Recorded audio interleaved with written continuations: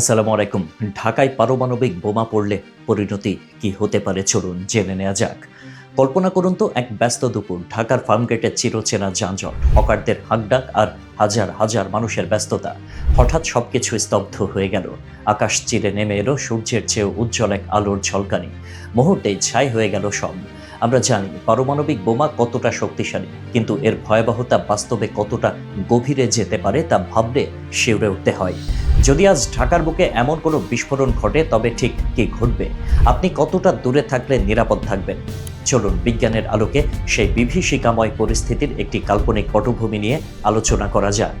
পারমাণবিক বোমার কথা উঠলেই আমাদের চোখে ভাসে ১৯৪৫ সালের হিরোশিমা আর নাগাসাকির সেই করুণ দৃশ্য। কিন্তু বর্তমানের আধুনিক বোমাগুলো সেই সময়ের লিটল বয় বা ফ্যাটম্যানের চেয়েও প্রায় ৬০ গুণ বেশি শক্তিশালী। বিশ্বে বর্তমানে ১৩,০০০-এরও বেশি এমন মারণাস্ত্র মজুদ আছে। ১ মেগাটনের একটি বোমা যদি ঢাকার কেন্দ্রে আঘাত হানে, তবে এর ধ্বংসলীলা হবে অকল্পনীয়। বিস্ফোরণের প্রথম ১ সেকেন্ডের মধ্যেই তৈরি হবে বিশাল এক আগুনের গোলক, যার তাপমাত্রা হবে সূর্যের পৃষ্ঠের চেয়েও বেশি। ফার্মগেট থেকে শুরু হয়ে Shahbag, Bangla motor, new market কিংবা তেজগাঁও, এই ৩ কিলোমিটার এলাকার মধ্যে যা কিছু আছে সব ন্যানো সেকেন্ডের মধ্যে বাষ্প হয়ে উড়ে যাবে। কোনো ভবন, কোনো মানুষ বা কোনো চিহ্নই অবশিষ্ট থাকবে না। উত্তপ্ত কড়াইয়ে জল দিলে যেমন নিমিষেই শুকিয়ে যায়, ঠিক তেমন করেই ছাই হয়ে যাবে কয়েক লক্ষ প্রাণ। বিস্ফোরণের স্থল থেকে ১৫ কিলোমিটার ব্যাসার্ধ পর্যন্ত ছড়িয়ে পড়বে তীব্র তাপীয় বিকিরণ।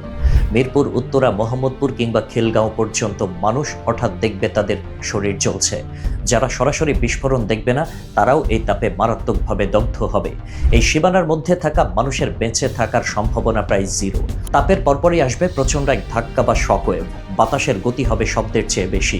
২০ কিলোমিটার এলাকা পর্যন্ত যত বহুতল ভবন আছে সব তাসের ঘরের মতো ধসে পড়বে। ধরুন ২০ কিলোমিটার দূরে সাভারে কেউ জানালার পাশে দাঁড়িয়ে আকাশে আলো দেখে ফোন বের করেছেন ছবি তুলবেন বলে। বাটনে ক্লিক করার আগেই পুরো বাড়িটি তার উপরে ভেঙে পড়বে। শহরের গ্যাস লাইন আর তেলের পাম্পগুলো যেন এই ধ্বংসযজ্ঞে ঘি ঢালবে। আকাশে তৈরি হবে বিশালাকার মাশরুম ক্লাউড। যারা সরাসরি বিস্ফোরণে মরবে না, তাদের জন্য অপেক্ষা করছে আরও বড় বিভীষিকা তেজস্ক্রিয়তা। বাতাসের গতি অনুযায়ী এই বিষাক্ত কণা নরসিংদী, গাজীপুর, মানিকগঞ্জ, এমনকি ভারতের সীমান্ত পর্যন্ত ছড়িয়ে পড়তে পারে। একে বলা হয় ফল আউট। এই তেজস্ক্রিয়তার প্রভাবে মানুষ ধুঁকে ধুঁকে মারা যাবে। ক্যান্সার সহ দেখা দেবে অদ্ভুত সব শারীরিক বিকৃতি।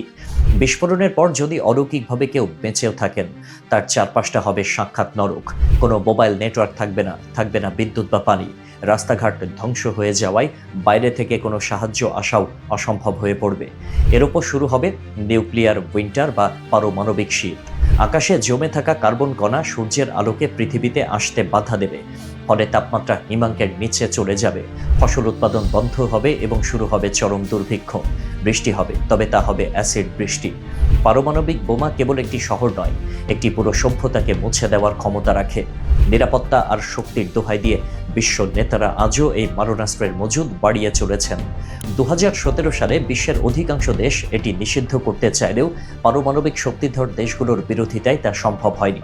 ক্ষমতার লড়াইয়ে কোনো একদিন যদি একটি ভুল সিদ্ধান্ত নেওয়া হয়, তবে তার মূল্য দিতে হবে পুরো পৃথিবীকে।